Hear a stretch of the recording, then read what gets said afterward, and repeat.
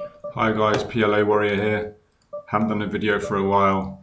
I've had a request to do some micro stakes PLO on Zoom Poker, aimed at new players transitioning to PLO. So I'm going to make this video. I haven't played on PokerStars for ages, years actually.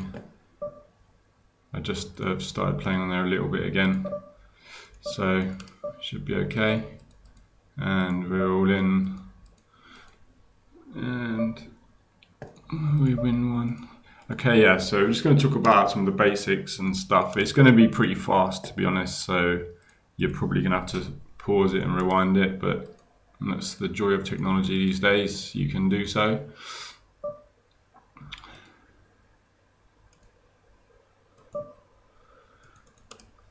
We're just trying to play really tight, out of position, and pretty loose in position. I mean, people just play generally pretty honest at these stakes. Like even aces here, like under the gun, you could just limp if you want. Like you don't have to raise. You have to remember it's a post-flop game, and just because you've got aces now doesn't mean you have to lose your stack every single time.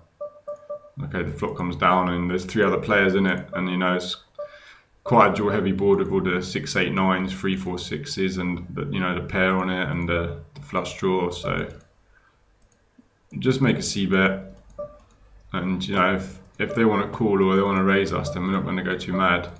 When he calls us here, I'm going to bet again now that we pick up a flush draw. If he raises me, I'm going to fold. He's snap calling, which makes me think is more likely that he's actually on a flush draw himself than a 5. So I'm just going to check back, and yeah, he mucked, so he did have the flush draw. So when he just checked really quickly, fairly obvious he was on a draw. So I probably would have called a river bet. You just don't want to get hands like these here, 5-5, Jack 7. Forget about them. Double suited trash hands just get you in too much trouble in this game. And obviously trip anythings are just terrible. Don't bother playing them. Low pairs, just stay away from low pairs as well.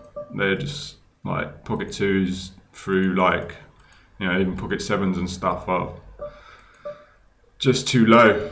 You're just going to flop bottom set more often than not, and when people overset you, which happens way more often than in Hold'em, that's why it's not really a worry in Hold'em to play low pairs, because they happen so rarely. But in this game, it happens a lot more often, 6 times more often, to be fair. So stay away from low pairs, but just be really tight out position. Like here, I've got a pair of 9s and I've got a wrap, so I've got like Jack 7, 8. There's no point in betting really. I'm checking, and it's been better now. I'm getting, amazing odds to hit my hand. It's costing me 90 to win almost $4, so getting like 5 to 1 or something. But I mean, I have to bear in mind that there's diamonds there as well.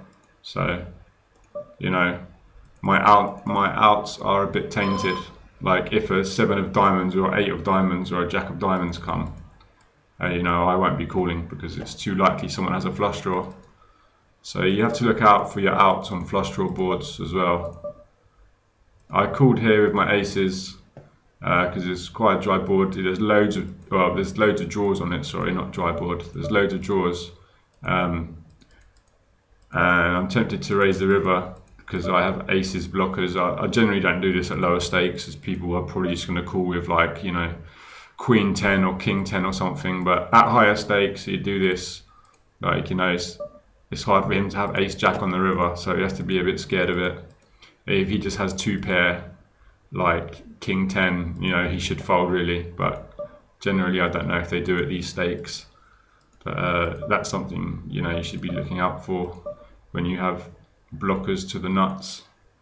So he's obviously really thinking about it. He called. Okay, well he had a set of queens and a set of 10s, but yeah, I don't.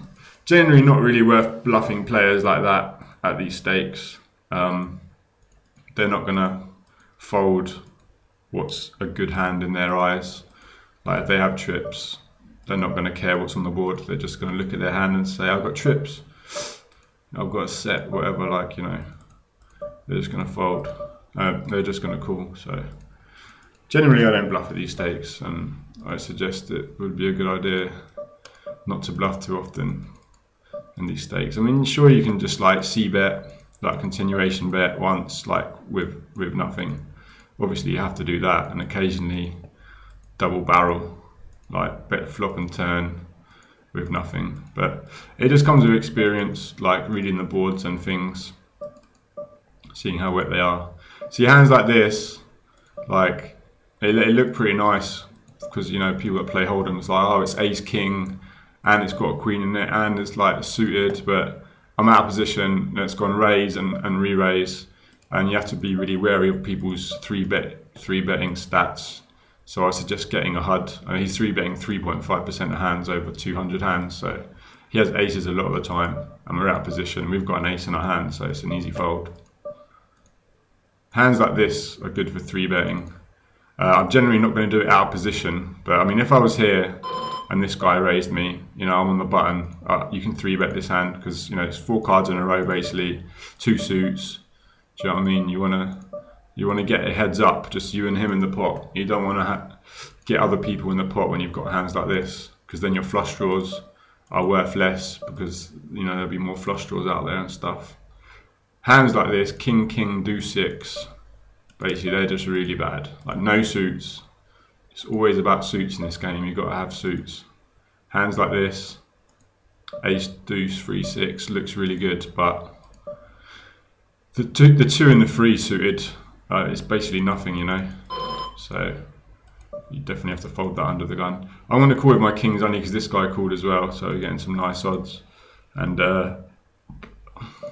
I'm going to fold my ace, jack, 4, 5 because I'm out of position, and the guy is 3-betting a very small amount of the time, so you don't really want to have an ace in your hand.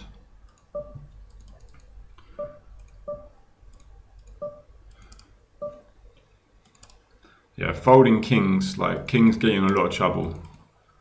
I only called there because the other guy called his raise, so you know I had some good odds, but if I'm raising and a really tight player re-raises me and I've got king, king, 2, 6 with no suits at all, then you know, just fold it. It's just a really bad hand.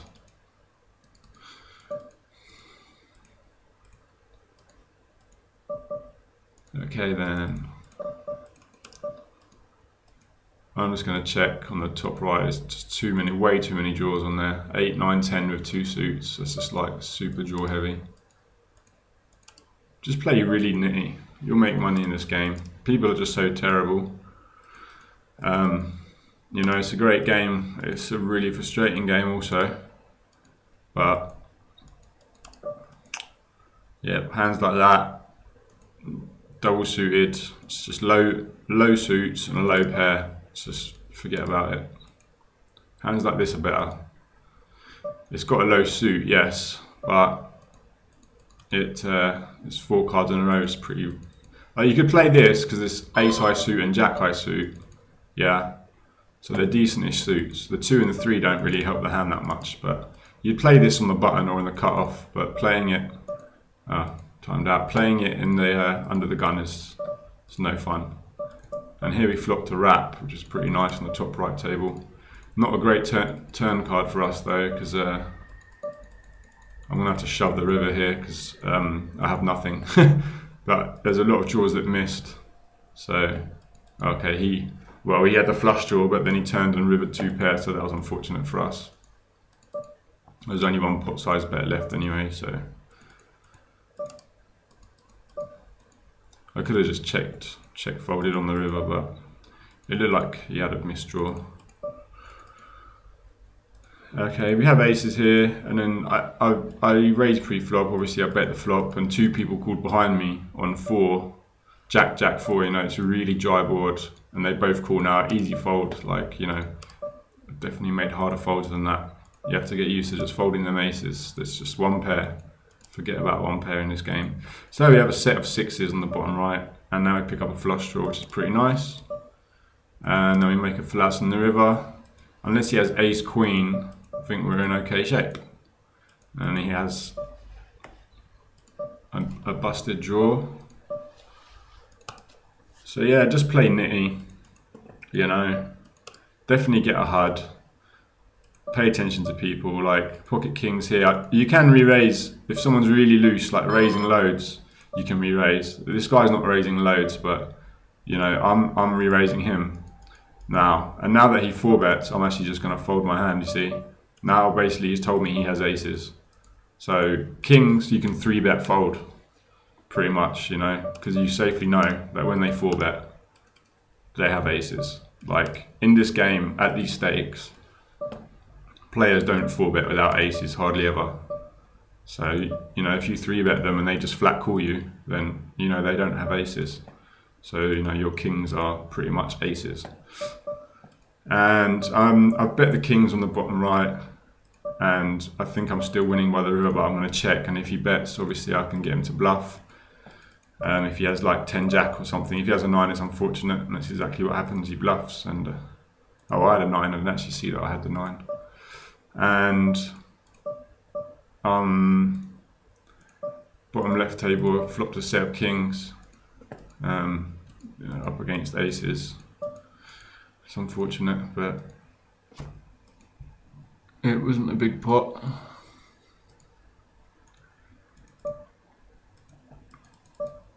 I'm actually going to flat call here with my king 9 10.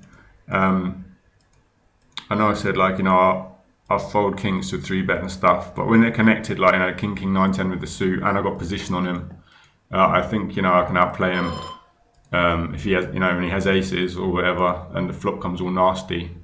So, well, we lose that one as well. It's unfortunate. There's not much you can do. This is PLO. Get used to it. It's not the game to be getting upset in. Not at all.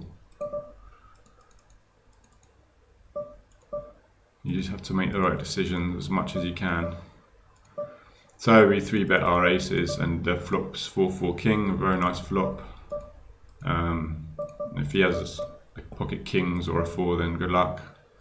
He actually has pocket 5s, and the river comes a 5. That's quite amusing. So we lose that one as well. Just got to laugh. Just got to laugh.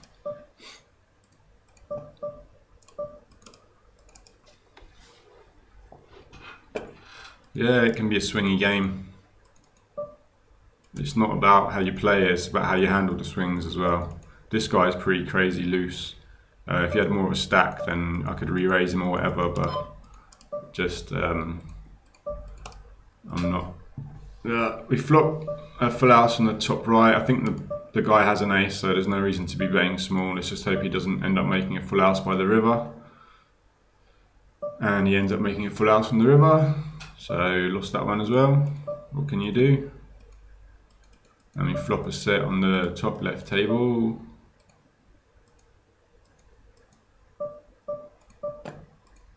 Yeah. And we flop a full house on the bottom right table. It's pretty amusing. And bottom left, we have like basically a gut shot and the nut flush draw. It's a pretty powerful hand. And obviously an 8 probably an out as well. So we've got 9 flush outs. We've got like 3 9s. We've got 2 8s. So it's pretty easy to get the money all in. He has top set. So we get there on the turn, and then he gets there on the river. So we lose that one. That was fun. So yeah, you have to learn the percentages and stuff. Like, it really helps. Like, that was the worst case scenario for us, basically. He has top set, like, worst case scenario. And we still had 35%. Like, and that's worst case scenario, so that's not that bad. But what can you do?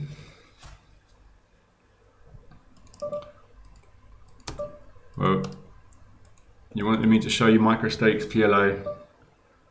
It looks like torture, doesn't it? It's all fun and games. It really is. It's trimmed 20 years off my life playing this game for a living. Woo!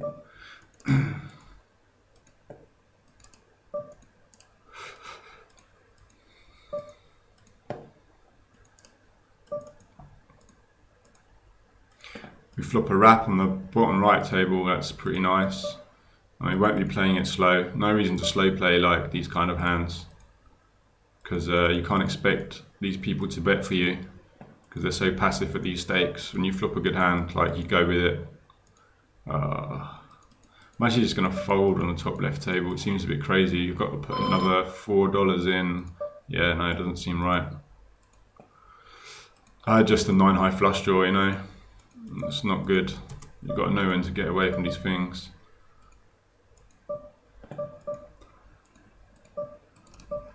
Yeah, so just playing very tight under the gun, pretty loose on the button. Like, this hand is really crappy.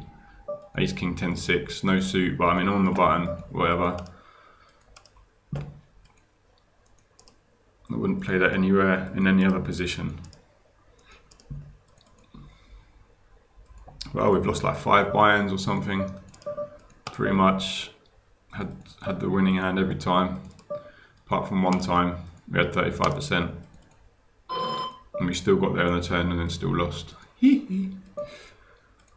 Yeah, this guy here on the bottom right table, it's a bad turn card for us. I was going to say, if he doesn't bet the flop, I'll think I'm winning. Or, you know, bet the turn because he raises so much pre-flop. But that's just such a gross card on the turn. I'm just going to fold. You know, no shame in that.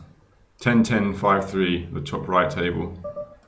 I folded it already, but double suited, like paired hands, looks good, like 10, 10, 5, 3. Not good. Low suits, low pair, basically.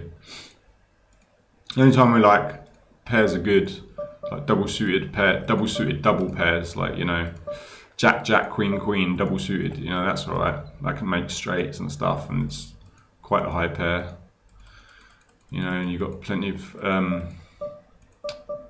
cards to flop a set. So we 3-bet our ace, ace, 9, 10. There's $5 in the middle. There's a stack to pot ratio of 2, but we've got a gut shot for 7 for a gut shot. Backdoor flush draw, and it's quite a dry board as well. There's no straights possible at the moment, so we have to shove it in, and we're ahead of him. He's just got the gut shot. Well, he's got a straight draw. Oh, what happened there? Did he really win again? How did he win? Oh, 7-9. Yeah, he got there with 7-9. Unbelievable. Well, we lost that one as well. We were ahead again. Nothing you can do. I'm going to go for a record of most buy-ins lost in a row. It's doing pretty well here.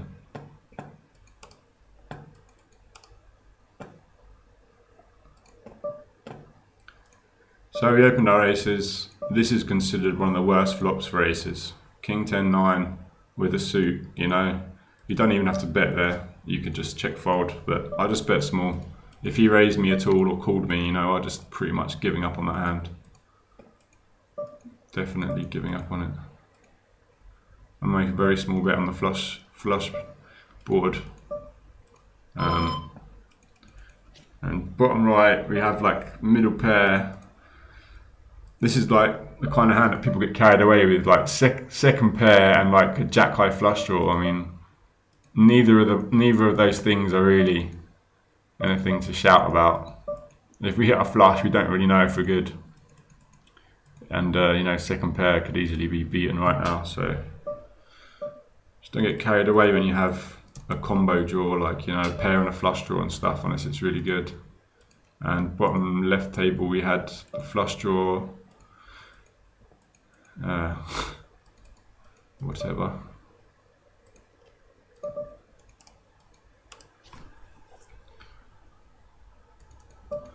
Watch him have a queen on the top right. I mean, that'll just make my day. Be really nice. He raises us here, and it's you know,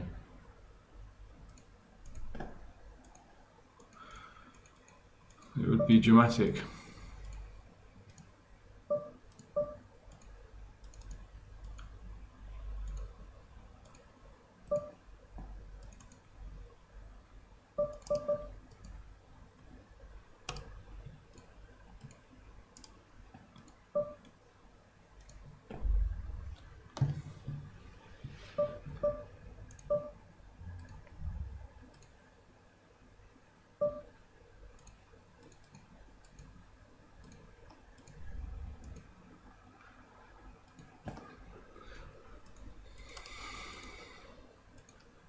Notice I'm just pretty much folding all my small blinds.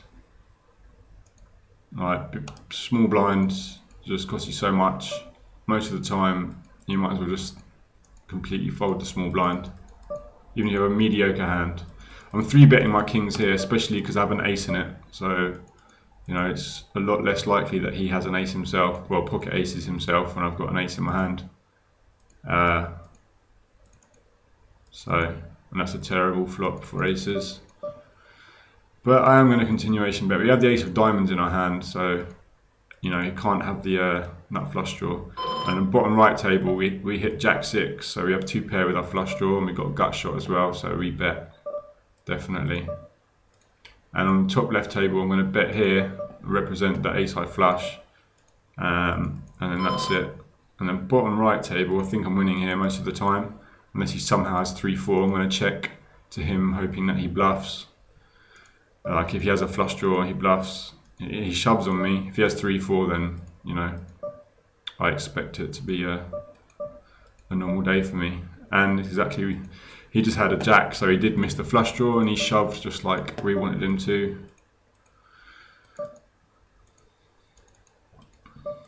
So we're doing the right things, and we're losing it all. This hand here is a really bad hand. I only called because this guy is pretty tight, and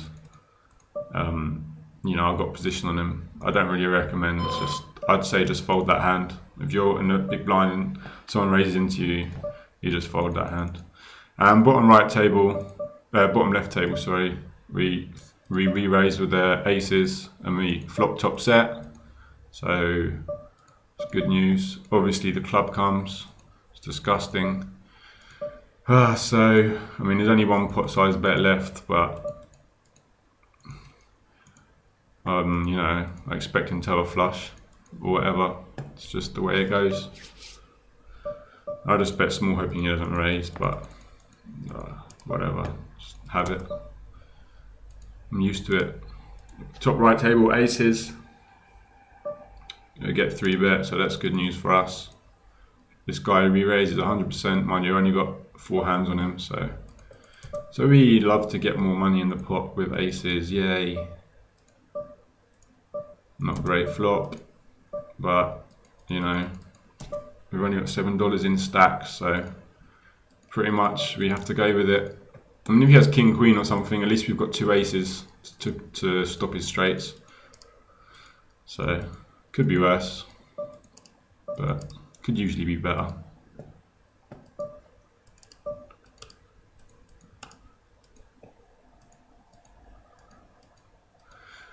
This is a nice hand. However, if you raised and someone else re-raised you, and then someone else re-raised, this hand is just generally really bad. I see people playing these hands all the time to like re-raises and all-ins and stuff, and they just really don't do very well. When, you know, someone has aces, you have an ace in your hand, you know, people are putting that much money in the pot. I mean, people normally when they have aces, they have something to go with it, like, you know, ace, ace, king, or ace, ace, queen, 10, something like that. And that just has you completely smashed.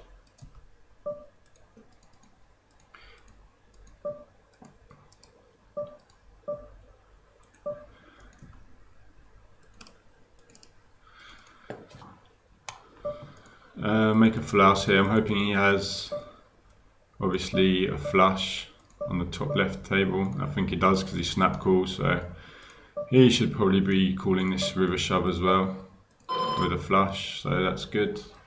Or even aces, that's terrible. But you know, it is 10 PLO, so what do I expect? I'm going to re-raise my queens here, only because I have position on this guy. You know, if I get re-raised, I easily fold my queens.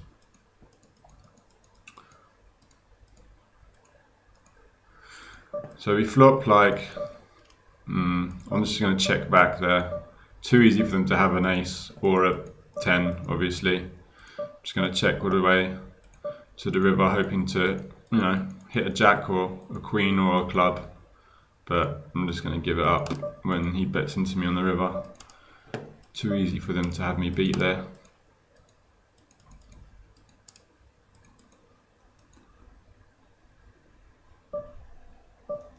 And we have aces again. Yeah, so definitely get HUD anyway. It's good to, you know, see what people are up to, especially if you're playing rush. You can get away with murder generally. I'm going to bet again, or I don't want to check to him and let him bet on the bottom right hand table. Obviously, well, the jack comes and I've got an ace of clubs, so I just shove the river. Well, not shove the river, but I potted the river, and he snap folded, so that's good.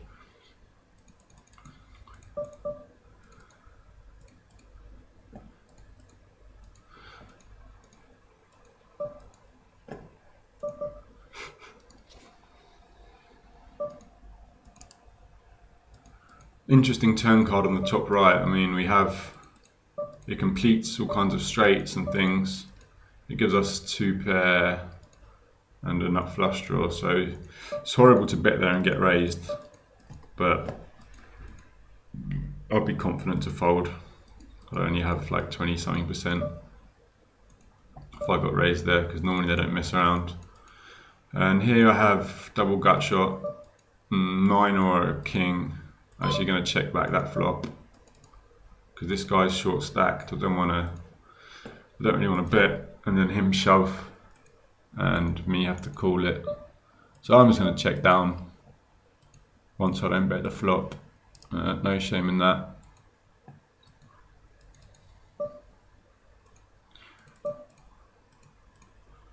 Dry flop on the top right. Definitely betting on the bigger side. I'm betting on the bigger side again. I mean, these players don't mind calling big bets. Not the best river card, but it's better than a 4, 5 or 6, I'm thinking. Can I get value from anything? I don't think so. Just check. So, yeah, he rivered us with 8, 10. It's unfortunate. Double suited kings, definitely re-raise here. This guy min raised, and then this guy cold 4 bets. Like, you can fold here really.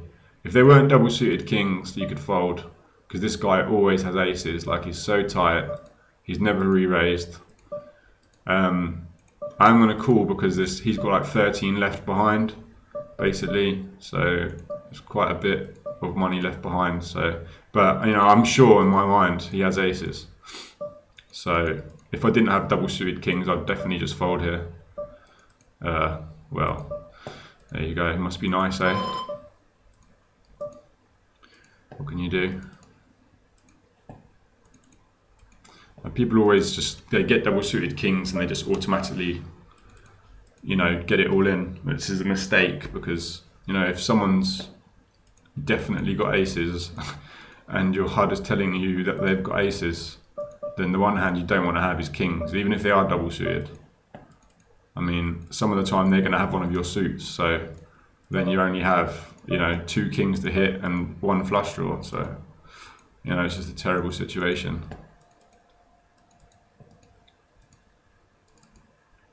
Like, if he had less money behind, like he had $13 there, if he had like 6, you know, behind, I would just fold, because, you know, there's not enough money behind for me to try and, you know, hit a flop and take his money. He doesn't have enough behind. So we have king 6 here. Not a great river card. Like 8, 9 gets there and stuff. 3, 4, 4, 8. I'm just going to fold the river. And flop.